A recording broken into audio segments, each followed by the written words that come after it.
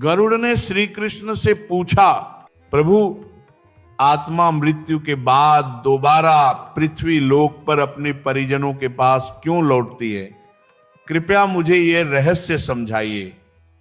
श्री कृष्ण बोले, हे गरुड़, इस पृथ्वी लोक पर जिसने भी जन्म लिया है उसे एक न एक दिन इस नश्वर देह का त्याग करना ही पड़ता है। मृत्यु संसार का अटल सत्य है, लेकिन उसकी परतों में जो रहस्य छिपा है वह अत्यंत गहरा है।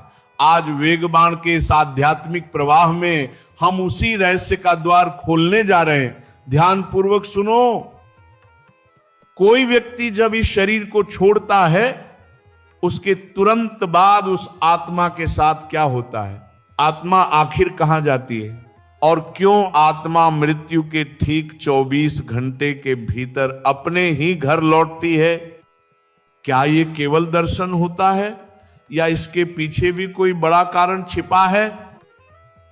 श्री कृष्ण बोले, गरुड़, हर मनुष्य की देह पंच तत्व में विलीन होती है। उसी क्षण यमराज के दूत वहां उपस्थित होकर उस आत्मा को अपने साथ ले जाने की तैयारी करते हैं, लेकिन आत्मा को तुरंत यमलोक नहीं ले जाया जाता। पहले उसके संपूर्ण जीवन के कर्मों, पुण्य और पाप का लेखा जोखा एक सूक्ष्म रूप में तैयार होता है। इसी दौरान यमदूत आत्मा को थोड़े समय के लिए उसके घर वापस छोड़ देते हैं और यह अवधि लगभग 24 घंटे मानी जाती है। गरुड़ ने पूछा, प्रभु, ऐसा क्यों? आत्मा फिर अपने ही घर क्यों लौटती है? श्री कृष्ण बोले, क्योंकि संसार से उसके संबंध तुरंत समाप्त नहीं होते। आत्मा को अपने प्रियजनों से, अपनी इच्छाओं से, अपने अधूरे कर्मों से एक अदृश्य सूत्र बांधे रखता है। इसीलिए जब वह वापस घर आती है तो अपने परिजनों के बीच वैसे ही घूमती है जैसे जीवित अवस्था में रहती थी।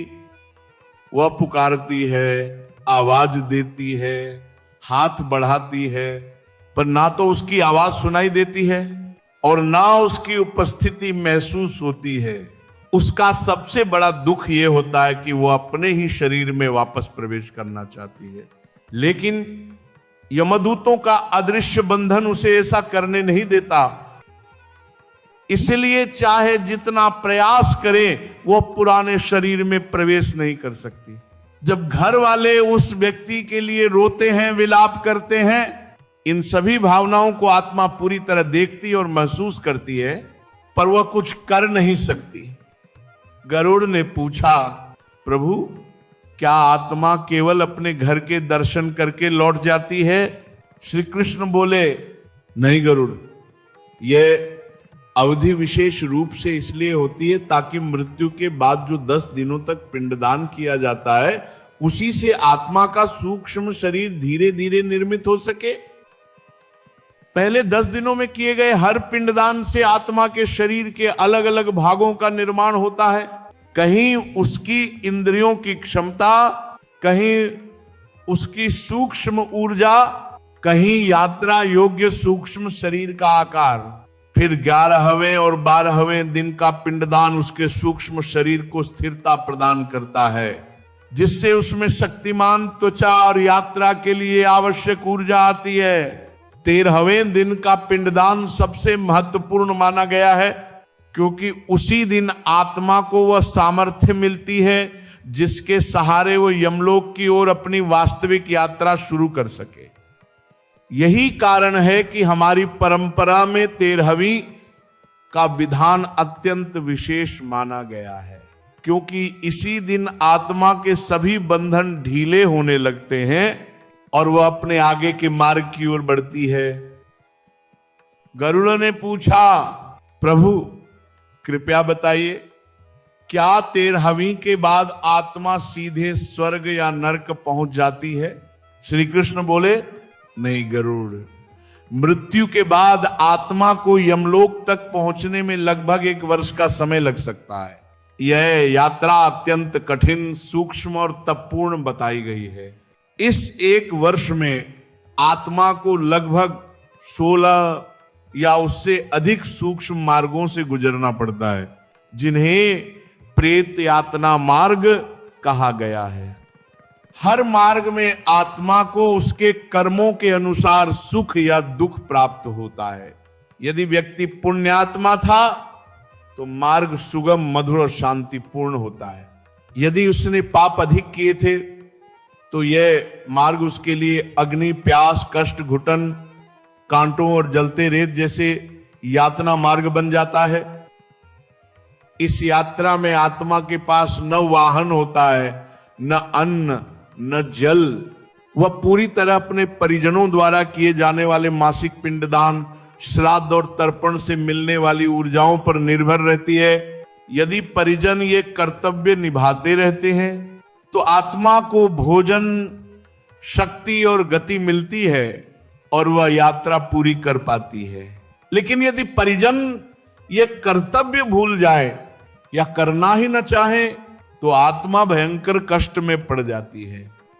बिना श्राद्ध की आत्मा तपते रेगिस्तानों, कंटीली झाड़ियों और अग्निमय रास्तों से होकर रेंगती हुई यमलोक पहुंचती है, भूखी, प्यासी और थकी हुई अवस्था में। जब आत्मा अंततः यमलोक पहुंचती है तब यमराज उसके कर्मों का ग्रंथ खोलते हैं। जिसने सत्य, धर्म, दान, अहिंसा और करुणा पर आधारित जीवन जिया हो, यमदूत उसे सम्मान पूर्वक प्रस्तुत करते हैं और उसे स्वर्गलोक भेज दिया जाता है, जहां उसे अपने पुण्यों का प्रतिफल मिलता है। पर जिसने जीवन में छल, कपट, अहंकार, व्यसन, हिंसा और अन्याय अपनाया हो, उसे नरक की अनेक कोटियों में भेजा जाता है, जहां आत्मा घोर यातनाएं भोगती है। कहीं जलते तेल में डुबोया जाता है, कहीं अग्नि सागर में फेंका जाता है, कहीं पत्थरों पर घसीटा जाता है, कहीं अंधकार में गुफाओं में बंद रखा जाता है। जब आत्मा इन पापों का भार उतार देती है तब उसे पुनर्जन्म मिलता है और ये पुनर्जन्म उसके कर्मों के आधार पर मानव, पशु, पक्षी या किसी निम्न योनि में भी हो सकता है। यदि किसी व्यक्ति पर कोई कर्ज हो, कोई कर्तव्य अधूरा हो या किसी का अधिकार उसने छीन लिया हो, तो मृत्यु के बाद उसकी आत्मा को विशेष बेचैनी होती है। ऐसी आत्माएं अपने परिजनों को संकेत देती हैं, स्वप्नों में, अचानक होने वाली घटनाओं में या विचित्र अनुभूतियों में। इसलिए कहा गया है हर व्यक्ति को अपने मृत पूर्वजों का वार्षिक श्राद्ध अवश्य करना चाहिए। यही उनके मोक्ष का मार्ग खोलता है। श्री कृष्ण बोले, प्रिय गरुड़, मृत्यु अंत नहीं है, ये आत्मा की अगली यात्रा का प्रारंभ है और यह यात्रा तब सुगम बनती है जब हम धर्म, कर्तव्य, करुणा और सदाचार को जीवन का आधार बनाते हैं।